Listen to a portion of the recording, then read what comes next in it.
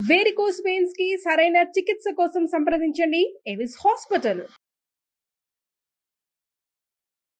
నమస్తే రమగారు. నమస్తే జయ.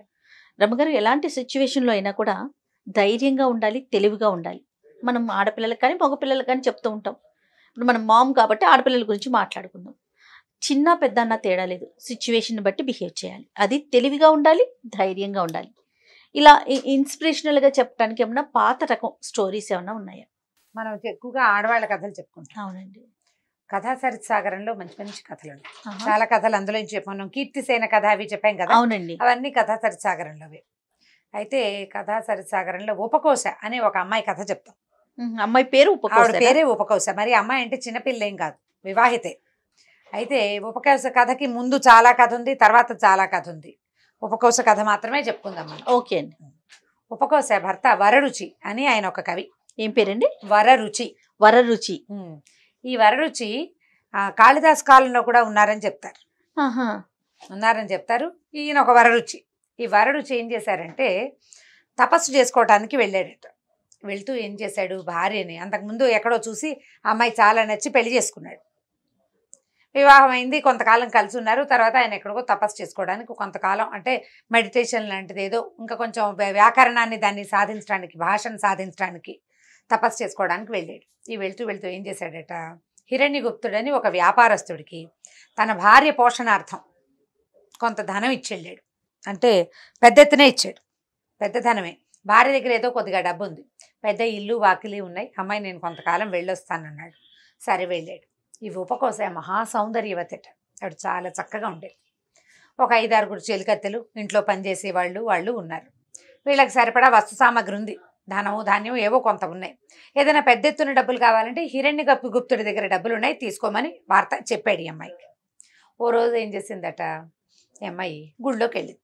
ఈవిడ ఉపకోశ వెళ్ళేసరికల్లా ఆ ఊరి రాజుగారి దగ్గర ఉన్నటువంటి చిన్న మంత్రి, ఓ 10 మంది మంత్రులు ఉంటే ఆఖరి వాడి బాగా యంగ్ వయసులో ఉన్నాడు.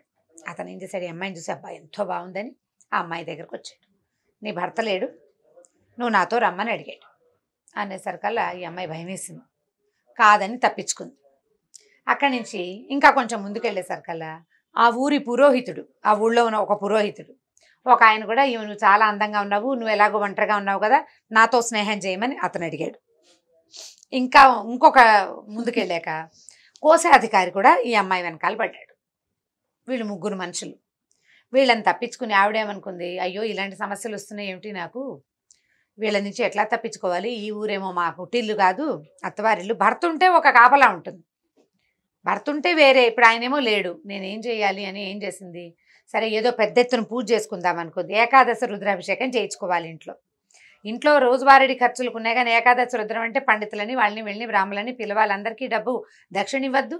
అందుకని హిరణ్యగుప్తుడి దగ్గరికి వెళ్ళింది, దాసిని తోడు తీసుకుని.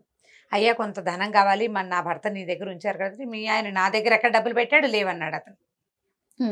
అని ఏమన్నాడు, నువ్వు ఒంటరిగా ఉన్నావు కదా, నాతో స్నేహం చెయ్యి, నీకు కావాల్సిన డబ్బు ఇస్తానన్నాడు. ఈ అమ్మాయికి ఏం చేయాలో తెలియలేదు.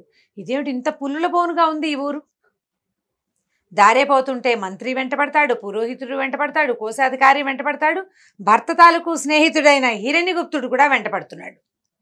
వీళ్ళ నలుగురు నుంచి ఎట్లా తప్పించుకోవాలి? కళ్ళ నీళ్ళు పెట్టుకుంటూ ఇంటికి వచ్చేసింది. వస్తుంటే ఏమైందట, మధ్యదారిలో ఓ చోట ఒక బ్రాహ్మణ ఇంట్లో చిన్న తడికల దగ్గర ఓ పళ్ళెం ఇట్లా పైకి పెట్టారట. పళ్ళెం కింద దీపం ఉంది. పళ్ళెం కింద దీపం పెట్టి దాని మీద పళ్ళెం, ఇత్తడి పళ్ళెం బోర్లిస్తే కాటిక బారుతుందని చేస్తారు. అది చీకటి గదిలో పెట్టుకుంటారు. అసలుగా మామూలుగా కాటికి చేసే విధానం. ఆ కాటిక బారుతున్న పళ్ళాన్ని చూసేసరికల్లా ఆ అమ్మాయికి ఒక ఐడియా వచ్చింది. ఏం చేసింది, ఏమే మన దగ్గర డబ్బులు ఉన్నాయి కదా, అక్కడ 2 వీసలు 2 లీటర్ల సేర్ల ఆముదం కొనుక్కురా, కాటుకు కూడా కొనుక్కురా బజార్ నుంచి అని చెలికత్తెని పంపించింది. సరే ఏం చేసింది, ఇంటికి వెళ్ళాక 4 ఉత్తరాలు రాసి ఒక చెలికత్తి చేతికిచ్చి నలుగురు దగ్గరికి పంపించింది, ఇవ్వమని. మా ఎవరికి కనపడకుండా మొదటి జాములో రమ్మని ఒకడికి, రెండో జాములో రమ్మని రెండో వాడికి, మూడవ జాములో రమ్మని మూడో వాడికి, 4వ జాములో రమ్మని 4వ వాడికి, నలుగురికి కబురు చేసింది. సరే ఏమైంది, అప్పుడు ఊళ్ళల్లో కరెంట్ అది ఉండేది కాదు. చీకటి పడ్డాక దీంట్లో ఏమిటంటే మెయిన్ రోడ్ల మీద రాచబీధుల్లో కాగడాలు అవి వెలిగించేవాళ్ళు. మధ్య మధ్యలో కొన్ని చోట్ల సైనికులు కాపలాగా ఉండి కొంతమంది ఉండి అక్కడ 5-6 కాగడాలు ఉండి కనువిలుకు కనపడేది, కానీ మంచి వెలుతురు కాదనమాట. ఎవరైనా వెళ్ళాలంటే ఏలాంతరో కాగడావో చేత్తో పుచ్చుకొని వెళ్ళేవారు. ఇళ్లల్లో చీకటే, అందరూ పెందరాళ్లే భోజనాలు చేసుకుని పడుకునేవాళ్ళు. రాత్రిళ్ళు రోడ్ల మీద తిరిగితే వాళ్ళు దొంగలే కావాలి. అయితే రమ్మన్న తర్వాత ఏం చేసింది, కాటుక తెప్పించుకుంది. ఆముదం వాళ్ళ ఇంట్లో కూడా కొంత ఆముదం ఉంది. ఈ ఆముదాన్ని కాటుకని కలిపి ఒక పెద్ద గంగాళంలో పోసి కలిపి పెట్టుకున్నారు. ఆముదము కాటుక కలిసేసరికల్లా ఆముదము కాటుక ఆముదంగా తయారవుతుంది, నల్లగా ఉంటుందన్నమాట. అక్కడి నుంచి గోను సంచులు 2-3 గోను సంచులు చూపి చిన్న చిన్న ముక్కలు చేసి అందులో పడేశారు ఆ గంగాళంలో. బాగా 2 వీసలేమో 10 సేర్లు తెప్పించి ఉంటుంది. 2 సేర్లు కాదు, అసలు బాగా ఒక గంగాళానికి అవ్వాలి కదా, కలిపి పెట్టుకున్నారు ఈ కాటుకని ఆముదాన్ని. అక్కడి నుంచి అన్ని గదుల్లోనూ చిన్న చిన్న దీపాలు వెలిగించారు. తొలిజాము అవ్వంగానే మొదటివాడు ఒక ఆయన వచ్చాడు. ఇవి వచ్చింది ఎవరు, కుమార సచివుడు అంటే ఆఖరి మంత్రి, చిన్న మంత్రి అనమాట. ఆయన మంచి యంగ్స్టరు, చక్కగా బాగున్నాడు. ఆవిడేమంది, శుభ్రంగా స్నానం చేయండి, మీరు బయట నుంచి వచ్చారు కదా, తర్వాత మన ఇద్దరం కలిసి కూర్చొని డిన్నర్ చేస్తూ కబుర్లు చెప్పుకుందామంది. స్నానం చేయాలంటే ఇప్పట్లాగా ఏదో బాత్రూంలోకి వెళ్ళి చెంబు నీళ్ళు పోసుకోవడం కాదు, చక్కగా తలంటుకోవాలి. ఈ తలంటుకోవటానికి వీళ్ళింట్లో దాసీలు ఉన్నారు కదా, తీసుకెళ్లారు. అక్కడి నుంచి ఆయన్ని తీసుకెళ్లిన గదిలో ఒక చిన్న దీపమే ఉంది. ఓ చోట చక్కగా దుస్తులు అవి విప్పించి ఓ చిన్న గోచిపాత మాత్రం, అంటే కౌపీన ధారిగా, బట్ మరి నూనె రాసుకోవాలంటే బట్టలు ఉంచుకుని రాసుకోరు కదా, చిన్న గోచి పెట్టుకుని కూర్చుంటారు. ఆయన గట్టు మీద కూర్చుంటే ఈ దాసీలందరూ మంచి బ్రహ్మాండంగా మసాజ్ చేస్తున్నారు ఆయనకి. గోన్ సంచి ముక్కలు తుంచి పడేశారు కదా, అది కాటుక నూనెలో ముంచి చేస్తే మామూలుగా స్క్రబ్ అవుతుంది బాడీ. ఆయనకి నిద్ర వచ్చేంత బ్రహ్మాండంగా మసాజ్ చేశారు. మసాజ్ నెపంతో నెత్తి మీద కాలిగోరతో సహా పైనుంచి కింద దాకా ఈ కాటుక ఆముదాన్ని ఫుల్గా పట్టించారు, కళ్ళు తప్ప మొత్తం పట్టించారు. బాగా రుద్ది ఈనక రుద్దేశారనమాట. ఇంతలో ఏమైంది, తలుపు కొట్టారు ఎవరో. పురోహితుడి గొంతు వినపడింది.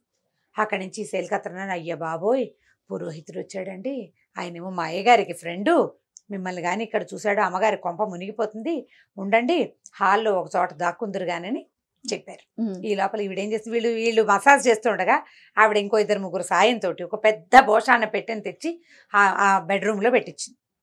ఈయన ఇందులో నుంచి లేపుకెళ్ళి వరుసగా గోను పట్టాలు పరిచారు, పట్టాల మీద నడిపించుకుంటూ తీసుకెళ్ళి ఆ భోషాణంలో కూర్చోబెట్టారు. కాసేపు పురోహితుడు వెళ్ళేదాకా ఇందులో కూర్చుంటారు. పురోహితుడు రాగానే పురోహితుడు కూడా తలంటి పోస్తాను రమ్మన్నారు. ఆయన కూర్చున్నాడు. ఆయన అసలు ముందే కొంచెం బాగా తినేసి వచ్చాడు. ఆయన కళ్ళు కూడా మూతలు పడిపోతున్నాయి. మసాజ్ బ్రహ్మాండంగా జరిగిపోతుంటే ఎవరైనా మసాజ్ చేసరికల్లా నిద్ర వస్తుంది కదా. అక్కడి నుంచి మర్దన కార్యక్రమం అయింది. కొంత సమయం గడిచేసరికల్లా ఆ మర్దన ఏమిటి, ఊరికే 5 నిమిషాల్లో అయిపోదు. మామూలుగా తలంటి అంటే టకటగా పోసు రావడం కాదు కదా, మసాజ్ చేయొద్దు ఇదంతా. ఈ లోపల 3వ ఆయన వచ్చేసాడు, కోశాధికారి. రాగానే అయ్య బాబోయ్ ఇంకేముంది, ఎవరు వచ్చారు, అమ్మగారు చుట్టాలో అయ్యగారు చుట్టాలో తెలియదండి, అయ్యవారు మీరు దాక్కోండి అని చెప్పేసి మళ్ళీ గోను పట్టాల మీదుగా నడిపించుకుంటూ తీసుకుపోయి, అంటే ఇల్లంతా కాటికి అంటకుండా ఆయన తీసుకెళ్ళి భోషాణంలో కూర్చోబెట్టారు. మళ్ళీ ఆయన్ని కూడా సరే, మళ్ళీ 3వ వాడు వచ్చాడు. 3వ కథ కూడా ఇలాగే మళ్ళీ భోషాణం దారి పట్టింది. పెద్ద భోషాణం పెట్టారు. ఈ భోషాణంలో చీకటి గుయ్యారంలో ఉన్న వాళ్ళకి ఓ పక్కన గదులన్నీ చీకటి, చిన్న చిన్న దీపాలు, కన్ను పొడుచుకున్నా ఏమీ కనపడదు. అదేమో పెద్ద పెట్టే. ఈ ఒళ్ళంతా జిగురు, ఇదంతా వదిలించుకోలేకపోయారు. స్నానం అవ్వలేదు ఇంకా, నూనె రాశారు అంతే కదా. ఒకళ్ళ మీద ఒకళ్ళు పడిపోతున్నారు మనుషులు వచ్చి. ఇప్పటికి 3 వచ్చారు. ఇప్పుడు చివరిగా హిరణ్యగుప్తుడు వచ్చాడు, వ్యాపారస్తుడు. రాగానే ఆయన లోపలికి వచ్చాడు. అయితే ఈవిడేమందంటే ఆయన్ని గదిలోకి తీసుకెళ్ళి ఆ బెడ్రూమ్లోకి తీసుకెళ్ళి కూర్చోబెట్టి మంచినీళ్ళు ఏవో ఇచ్చి, ఏమంటే నిజం చెప్పండి, మా ఆయన మీకు డబ్బు ఇచ్చాడా లేదా అని అడిగింది. అడిగితే ఆయన అటు ఇటు చూశాడు. దాసీలు కూడా లేరు, సాక్ష్యం చెప్పడానికి ఎవరు లేరు. ఇచ్చాడు, బోల్డ్ అంత డబ్బు ఇచ్చాడు నీకు ఇవ్వమని, నేను ఇస్తాగా నీకు అన్నాడు. అనగానే సరే ఈవిడ వెంటనే ఎందుకు చేతులు జోడించి, గృహదేవతలారా మీరు ఎక్కడున్నారో ఈయన చెప్తున్నాడు. హిరణ్యగుప్తుడు నిజం చెప్తున్నాడు, అది మీరు విన్నారు కదా, అది విని జ్ఞాపకం పెట్టుకోండి. హిరణ్యగుప్తుడికి నా భర్త అయిన వరరుచి నా పోషణార్థం డబ్బిచ్చాడు అని ఘోషణగా చెప్పింది. ఈ పెట్టులో ఉన్న వాళ్ళకి అర్థమైంది, వచ్చినవాడు హిరణ్యగుప్తుడు, వాడికి ఈవిడ భర్త డబ్బిచ్చాడు. తాము విన్నారు, విని ఊరుకున్నారు. వాడు కూడా వచ్చి మీద నెత్తి మీద పడతాడేమో అని భయపడి తెచ్చారు. సరే ఏం చేశారు, ఈవిడంది సరే ఎలాగో మన మాటలు అయిపోయినాయి కదండి, మంచినీళ్ళు తాగారు, కొద్దిగా స్నానం చేద్దరు కానీ పదండి, శుభ్రంగా స్నానం చేశాక అప్పుడు మనం భోజనం చేద్దాం. సరే బాగుంది. ఈయన కూడా యథాప్రకారం నూనె రాశారు, నలుగు పెట్టారు. ఈసారి ఏం చేశారు, ఆ కాటుగా నలుగి ఇంకేం పెట్టి బాగా అంటించిన తర్వాత ఏమైంది, గంటలు మోగటం మొదలుపెట్టినాయి. తెల్లవారుజాము అవుతోందనమాట 12:30. అంటే ఇక అక్కడి నుంచి రోజు మారిపోతున్న గుర్తుకి మోగంగానే వీళ్ళేమన్నారు, సైనికులు వచ్చేస్తారు, మీరు ఇక్కడి నుంచి వెళ్ళిపోండి అని లేవదీశారు. ఈయనన్నాడు, అబ్బాయి నేను వెళ్ళను, నేను ఈ అమ్మాయి కోసం వచ్చాను కదా, ఉపకోస కోసం. అంటే ఉపకోస లేదు, గడిది గుడ్డు లేదు, నీకు ఉపకోసం నువ్వు వస్తే మాత్రం మేము తలుపులు తెచ్చుకుని కూర్చున్నాం అనుకున్నావా, పో నీ దాసీలు ఏం చేశారు, మెడపట్టుకు గెంటేశారు ఆయన్ని, బయటికి తోసేసి తలుపేసేశారు. ఇప్పుడు బయట నుంచున్న వాడు ఎవడు, ఈ వ్యాపారస్తుడు హిరణ్యగుప్తుడు, అతని ఫ్రెండ్, అతని వరరుచి తాలూకు స్నేహితుడు. కేవలం గోచిపాత మాత్రమే ఉంది శరీరం మీద, ఒళ్ళంతా కాటుక నూనె. కుక్కలు వెంట పడతాయి, మనిషి దొంగ అనుకుంటారు. ఈ సైనికులకి దొరకకుండా నానా పాట్లు పడి అష్ట కష్టాలు పడి ఎలా ఆగోలాగా ఇల్లు చేరెళ్ళాడు. నానా కష్టాలు పడిపోయాడు. ఈ లోపల మధ్యలో సైనికులు వెంబడబడ్డారు. ఆ సొందు ఈ గొంతు తిరిగి తెల్లవారుతుండగా ఇల్లు చేరాడు. అక్కడ ఇక్కడ దాక్కుని వస్త్రాలు లేవు, చెప్పుకుంటే సిగ్గుచేటు. మొత్తానికి ఇల్లు చేరేసరికల్లా దాసదాసి జనం అంతా, అసలు ఈ కాటికి ఎక్కడదండి, మీరు మురుగుంటలో పడ్డారంటే నమ్ముతాం పోని, కాటికి ఏమిటి, పైగా అసలు ఒళ్ళంతా ఇట్లా అంటించినట్టు లోపల కూడా ఇంకిపోయింది, మర్తం చేసేసారు, బాగా రుద్ది పెట్టేసారు, ఆవుద మొత్తం ఒంటికి పట్టేసింది, అంతా కాటికమయం. అక్కడి నుంచి గుండిగల కొద్దీ వేడి నీళ్ళు పోసినా ఆ కాటికి ముద్దలు వదల. ఆయన నానా తంటాలు పడ్డాడు, ఉండిపోయాడు ఇంట్లో. మర్నాడు బయటికి రాల. మర్నాడు ఏమైంది, కొంచెం ఎండెక్కాక రాజుగారు మామూలుగా సభ కొలువు తీరుస్తారు కదా, ఈ ఉపకోశ అక్కడికి రాజుగారి కొలువుకి వెళ్ళింది. వరరుచి గారి భార్య మిమ్మల్ని కలవాలనుకుంటుంది అనేసరికల్, ఏమిటో బ్రాహ్మణి ఆవిడేదో కోరుకుంటుందని రమ్మనేసరికల్ ఆవిడేమంది, హిరణ్యగుప్తుడు అనే వ్యాపారస్తుడికి నా భర్త ధనం ఇచ్చాడు, అతను నాకు ఇవ్వలేదని చెప్తున్నాడు, నేను వెళ్ళి అడిగితే నాకు డబ్బు ఇవ్వలేదండి, నా డబ్బులు నాకు ఇప్పించమని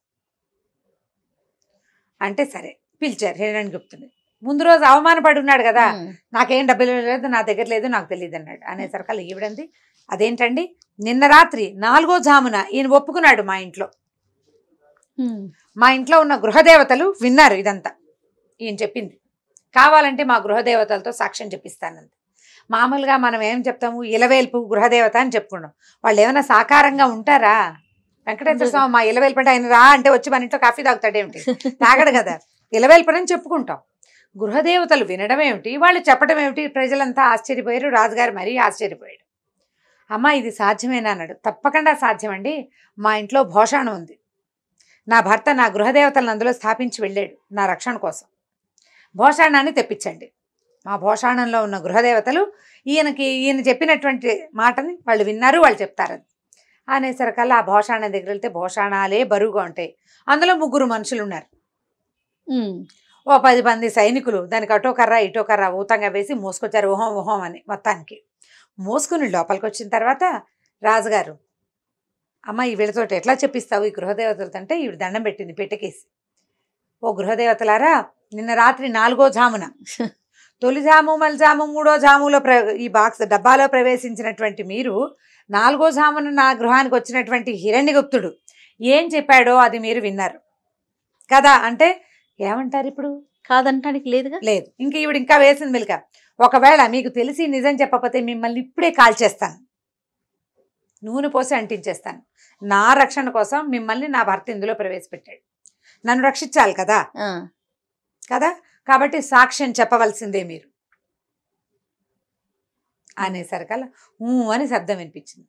హిరణ్యగుప్తుడికి నా భర్త డబ్బిచ్చింది నిజమేనా అంటే వచ్చింది లోపల నుంచి. అందరూ వింటున్నారు, 3 మొగ్గ గొంతులు కలిసి ఒక సౌండ్గా వినపడుతున్నాయి. పైగా పెట్టెల్లోనూ వాట్లలోనూ మాట్లాడుతుంటే ఎలా వస్తుంది, అని వస్తుంది లోపల నుంచి. అక్కడి నుంచి హిరణ్యగుప్తుడు నిన్న రాత్రి 4వ జామున నా ఇంటికి వచ్చింది నిజమేనా అంటే నిజమే, నువ్వు నీ భర్త నాకు డబ్బు ఇచ్చాడని ఇతను ఒప్పుకున్నది నిజమేనా అంటే నిజమే అనగానే రాజుగారు అన్నారు, నువ్వు ఒక బ్రాహ్మడి గృహానికి, నీ స్నేహితుడి గృహానికి అతను లేనప్పుడు, అతని భార్య ఒకతే ఉన్నప్పుడు నువ్వెందుకు వెళ్ళావు, ఒకటి అతను నీకు డబ్బు ఇస్తే డబ్బు ఇవ్వలేదని నువ్వు బయట చెప్పి డబ్బు ఇచ్చాడని ఇంట్లో ఎందుకు చెప్పావు, ఈ అభియోగాల మీద ఇతను అరెస్ట్ చేయండి అని హిరణ్యగుప్తుని పట్టేశారు. తర్వాత రాజుగారు అడిగాడమ్మా ఏమిటి ఈ రహస్యం, ఎవరింట్లో అయినా గృహదేవతలు పలికే గృహదేవతలు నేను ఎక్కడా చూడలే, ఆ వరరుచి గారి తపస్సా నీ తాలూకు పుణ్య ప్రభావమా ఇదంతా, అదేమిటో కనుక్కోవాలని ఉందమ్మా, నిజం చెప్పమన్నట్టు. పెట్టె తెరిపించి చూడండి ప్రభు మీకే తెలుస్తుందంటే, పెట్టె తెరిస్తే ముగ్గురు ఉన్నారు చక్కగా. ముగ్గురు పెద్ద మనుషులు, ఉమ్, అందులో 2 రాజుగారి ప్రథమ సేవకులు, పురోహితుడు కూడా రాజసేవకుడే. ఆ, కాటుక జిడ్డు ఓడుతూ ముగ్గురు బయటకు వచ్చారు. ముగ్గురు గోచిపాత రాయిలు వచ్చి నుంచున్నారు. నుంచునేసరికల్లా రాజుగారు వీళ్ళ ముగ్గురిని ఊరి నుంచి బహిష్కరించండి, వీళ్ళ దగ్గర ఉన్న మొత్తం డబ్బు ప్రభుత్వ పరం చేయండి, ఒంటరిగా ఉన్న స్త్రీల మీద ఈ రకమైన అత్యాచారపు ప్రయత్నాలు, ఈ అమానుషమైన ప్రయత్నాలు చేయొచ్చా? వరడుచి మీతో పాటు ఇక్కడ పనిచేసిన వాడు, అతని భార్యను సోదరతుల్లిగా చూడాలి, సోదరిత్వం లేకపోతే పీడపోయి మీ దారిని మీరు ఉండాలి, ఆమె దారిని ఆమెను బతకనివ్వాలి. అది కాకుండా ఇలాంటి వాటికి పూనుకుంటే మీకు ఇదే చేస్తని అక్కడి నగరంలో నుంచి బయటికి పంపించేశారు. మొత్తం 4, ఓకే. ఒకటి జైల్లోకి వెళ్ళాడు, 3 బయటికి పోయారు. ఉమ్, అక్కడి నుంచి ఈ ఉపకోసం తన తాలూకు చెల్లెలుగా భావించి ఆమె తాలూకు పూర్తి రక్షణ భారాన్ని వరరుచి తిరిగి వచ్చేదాకా ప్రభువే తీసుకున్నారట. ఓకే. కథ కంచికి మనం ఇంటికి. చాలా బాగుంది రమ్మగారు. ఇప్పుడు అమ్మాయి ధైర్యంగా ఉంది. ప్రతిసారి ఇదే సిచ్యువేషన్ వస్తుందా, ఇలాగే వస్తుందా, ఇలాంటి అవకాశమే ఉంటుందంటే ఉండకపోవచ్చు.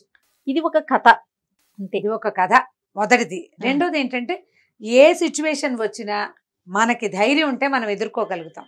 భయపడి జావగారిపోతే జావగానే ఉంటాం, దొరికిపోతాం. మనం ధైర్యం తెచ్చుకోవడానికి ప్రయత్నం చేయాలి, తెలివిగా ఉండాలి. అదే. రైట్ రమ్మగారు, ఇంకో స్టోరీతో కలుద్దాం తప్పకుండా. ఇక ఈ వీడియో కనుక మీకు నచ్చినట్లయితే లైక్ చేయండి, షేర్ చేయండి. మరిన్ని వీడియోస్ కోసం మా ఛానల్ని సబ్స్క్రైబ్ చేసుకోండి.